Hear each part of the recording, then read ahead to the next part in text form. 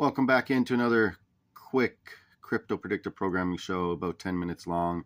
I might have to do a part 2 if I can't get through all the information, but I'm going to point out something very peculiar about our wonderful Metallicus system here, the TDBN or something like that. Try to say that 3 times fast, TDBN.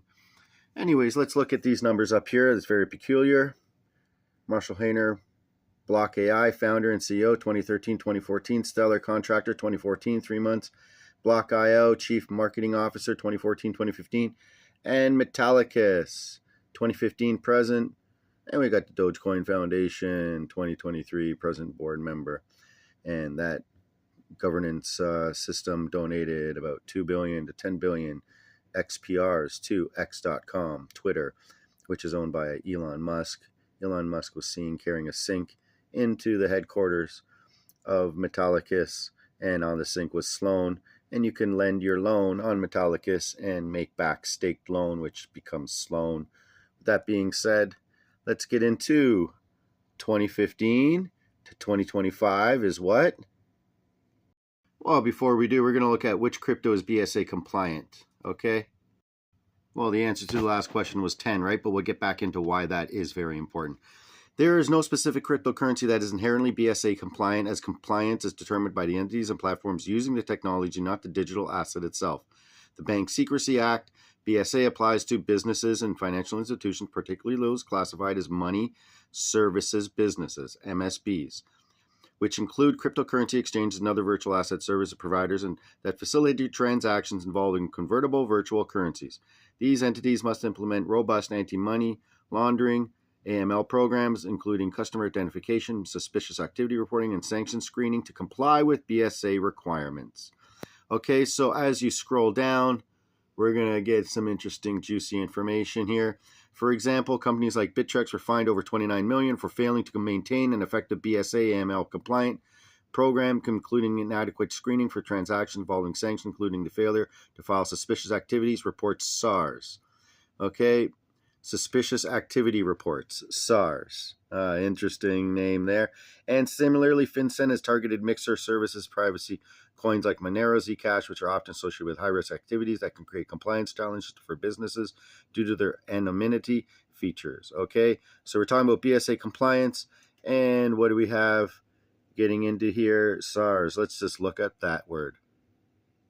So we got SARS. Remember, it meant severe acute respiratory syndrome, and it was going on back in what? 2002, the first SARS outbreak. And then into 2010, scientists traced this through what? Apomsovitz to cave-dwelling horseshoe bats, okay? We can't get away from the bats, right? Now, SARS is relatively a rare disease. Rare disease at the end of the epidemic in 2003. Blah, blah cases, no cases of SARS. But in December 2019, a second strain of SARS-CoV, right? Remember, it's called this, corona, and then virus. So, was identified SARS-CoV-2. This strain caused coronavirus disease, 2019, the disease behind the CV-19 pandemic. Okay, with that being said, are you suspicious? Activity reports, okay, is also SARS as well.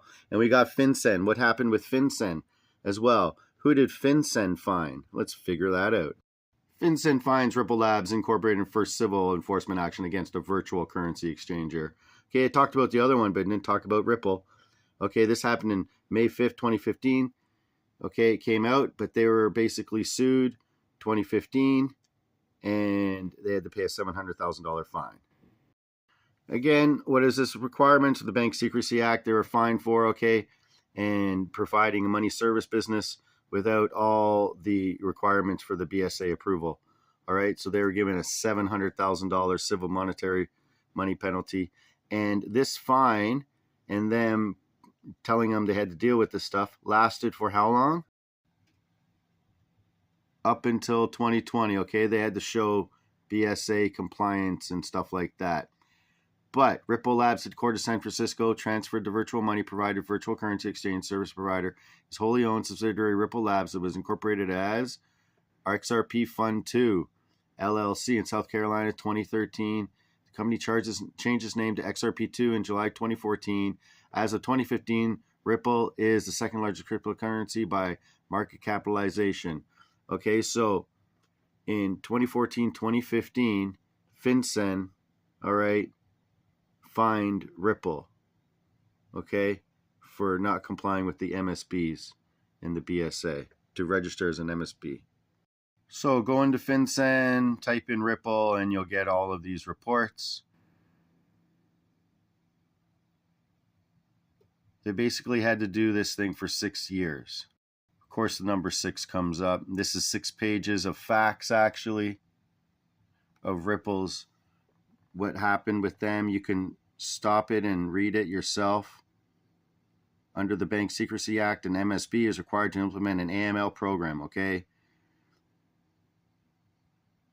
As part of their risk and assessment, MSBs are required to implement Know Your Customer.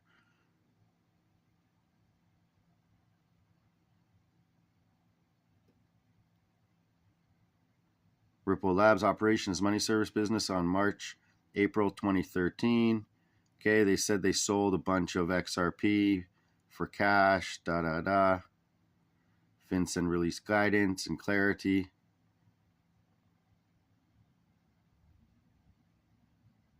So why is this interesting?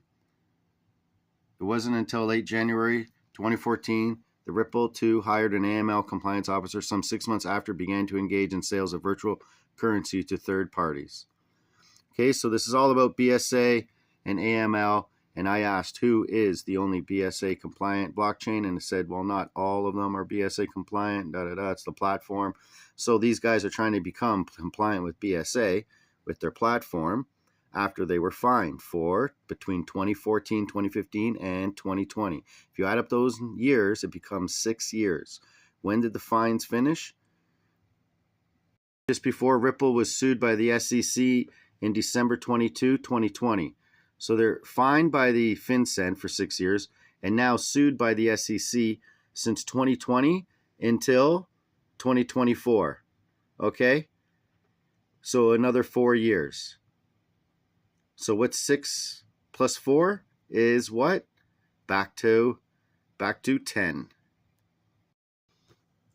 Remember also Newcoin Incorporated and OpenCoin Incorporated, predecessors of Ripple Labs.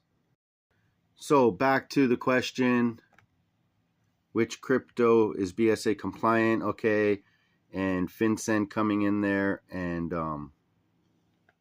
fining Ripple for 6 years, then sued for 4 years by the SEC equals 10 years. Okay, well, 10 is the number of law. All right, 10 is the number of law. It says here in summary, while no cryptocurrency is inherently compliant, the use of specific platforms, wallets, and operational frameworks such as those provided by BitHide or Metallicus can enable businesses to conduct crypto operations in a manner that adheres to BSA and AML regulations. Okay, you still don't see anything about Ripple, but I won't get into that right now, but you see Metallicus. And I forgot this one because it's very important. However, certain platforms and solutions are designed to help businesses operate in a BSA-compliant manner. For instance, BitHide offers a confidential crypto wallet for businesses which feature like Darkwing IP shielding and safety levels that balance privacy with AML compliance, enabling companies to manage crypto operations securely while maintaining regulatory transparency. Similarly, Metallicus has partnered with Rarible to develop BSA-compliant digital ownership solutions for banks and fintechs, focusing on tokenized rewards and secure compliant digital asset transfers. So let's come over here to Metallicus. Metallicus.com. It's too bright. Okay, vendors and integrations. Okay, you see up there at the top. Right here, integrations. Okay, Jack Henry, Tenemos, and what do we have over here? Rarible. Okay, just talked about that in the last part. Exploring BSA-compliant marketplaces for banks and fintechs. We are thrilled to announce a strategic partnership with Rarible, leading cross-chain NFT marketplace. This collaboration aims to explore the development of compliant digital ownership solutions for the banking and fintech sectors. Metallicus and Rarible. So with that being said, SPACEMAN 2.0, not financial advice. This is to help you understand what's going on in the BSA show. Spaceman 2.0, and I'm out.